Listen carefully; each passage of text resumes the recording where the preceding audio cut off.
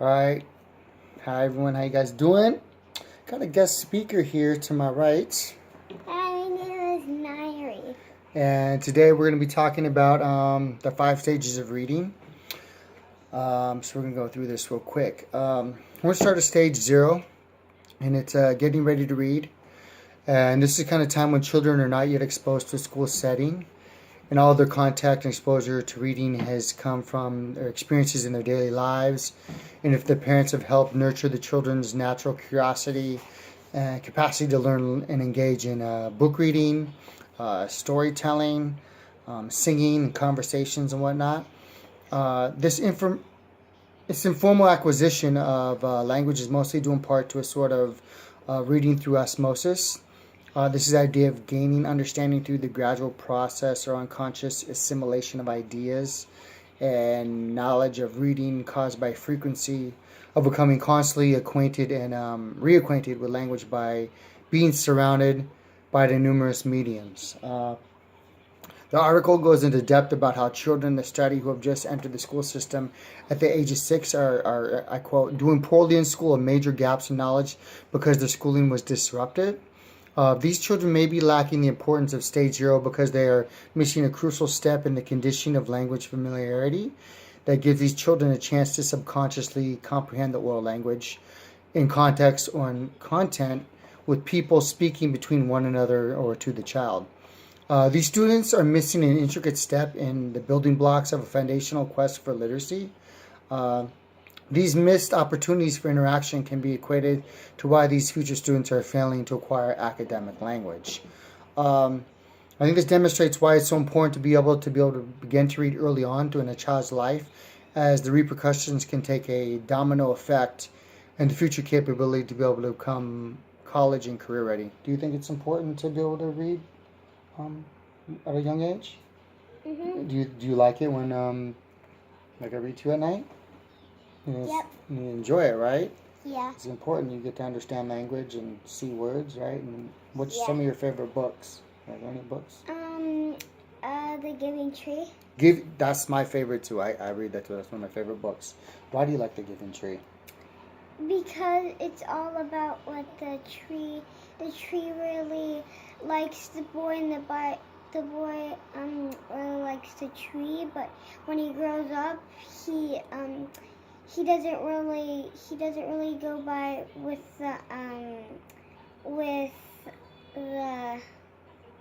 with the tree anymore, because he's getting older and he wants to do more and a lot of more stuff. Mm-hmm. So Do you really like that book? Do you understand it? Do you love the character, the tree, or the boy more? What?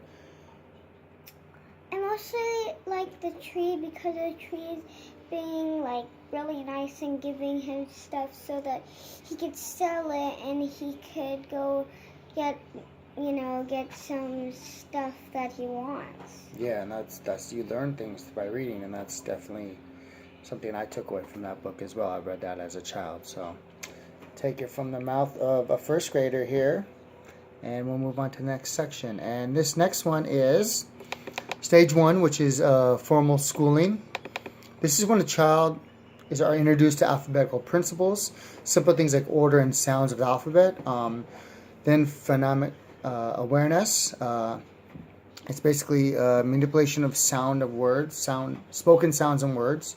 This is getting students to understand and be aware of hearing and identifying the units of sound that can differentiate meaning in words. This in turn leads to phonics, which is the relationship between letters or symbols and the sound that letters can make. By associating letters with a specific sound, this allows them to recognize and speak words through the combination of sounding out these explicit letter sounds in words, enabling them to be able to read. The article focuses on English language learners and Latinos, and because of their native language alphabet has letters that sound differently when spoken, this can create a difficulty in speaking or reading acquisition, I believe, as they aren't familiar with the new phonic code, and basically disables them from being able to use their own prior knowledge of phonemic awareness because it isn't applicable in content with English. This basically rendering them helpless and knocking them down in their capability to learn a new foreign language. So that's stage 1. Stage 2 is fluency. This is the ability to read a text accurately, quickly, and with expression. This is when a student is able to make the next connection between not only recognizing words, but also adding the element of deciphering it for explicit comprehension for what it is that they are reading. This element is a crucial aspect in literacy as it incorporates the addition of asking students to develop some sort of meaning from what they're reading and not simply just reading to read. This is an important step to take as there's research done that not only states these students are more likely to drop out before completing high school, but they're also more likely to be part of the school to prison pipeline. I found articles stating that prisons use third grade reading scores to predict the number of prison beds they'll need. Somewhat not technically true, but it's an undeniable connection between literacy skills and incarceration.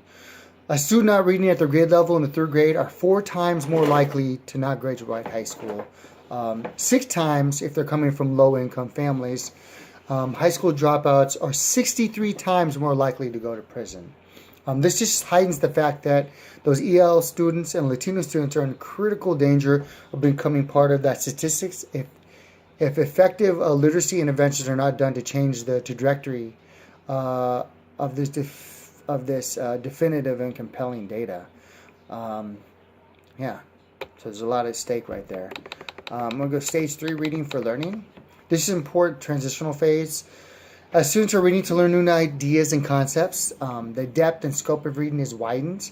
The purpose is different as it is meant to explore a wide array of different ideas, experiences, knowledge, with the intent focused on a higher level thinking, and involves the core aspects of reading and writing such as analysis, critical thinking, exploring unfamiliar perspectives, and implores the reader to heighten the manner in which they view the content and underline explicit and implicit meanings that can be drawn from the reading with purpose.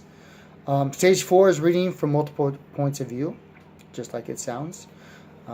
It's basically kind of like looking at, I believe, at like historical events or characters that aren't necessarily considered but are relevant and important to consider. This allows readers to see perspectives that they aren't able to understand or access because they aren't from a dominant culture, or they're simply underrepresented in society. Such authors as like Sherman Alexie, of course, Toni Morrison, like Saul Williams is a poet, I think, who I really enjoy. And then next let's go to stage 5. It's constructing and reconstructing meaning. It takes on a more challenging and complex text that allow reader to deeply engage in a reading and able to draw upon the content to create meaningful assertions, inferences, and critiques about the intent and purpose that reading serves. It is highly more sophisticated in manner of approaching literature as it encompasses a vastness that looks to examine reading in an analytical manner. And then on that note, I want to kind of look at some of the strategies discussed in the readings for comprehension. And what I found was kind of interesting was that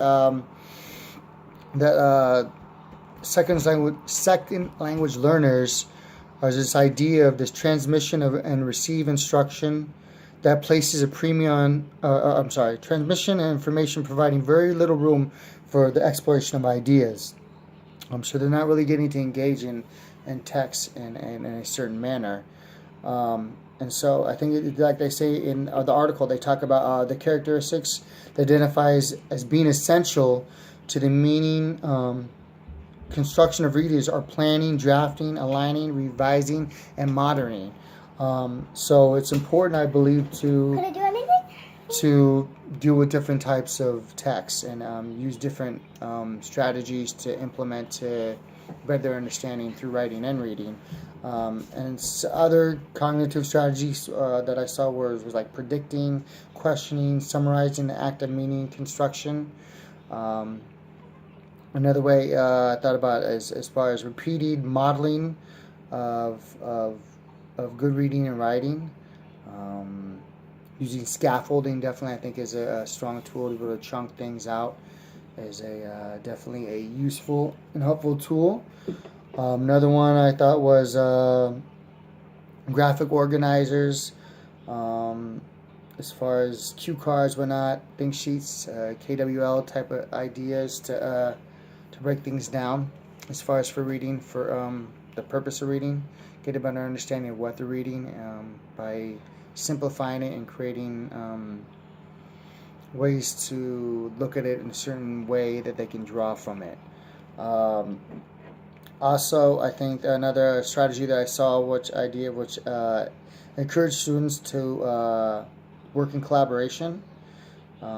These opportunities to work together to create projects together, such as grading each other's or giving each other's critiques on each other's writings, I think is helpful. Balancing strong writers with the weaker writers together. I think just providing multiple different ways to interact in your writing are very important. There's an example of a student who was struggling in math, but was a great reader. So they used the idea of creating math story problems, a way to get them to engage in the math and make it a little bit easier to them and applicable for them to simply to basically do their math well or better, and a far better manner by using reading. So these are kind of the different things that I've found within the 5 stages of reading and my overall my thoughts that I have on the article as well. Thank you for your time. I started a little bit jumbled at the end, as I was kind of trying to freestyle a little bit, and my daughter a little bit, so I was kind of trying to just go off the cuff in some way. So, see you in class again. Thank you very much. I'm out.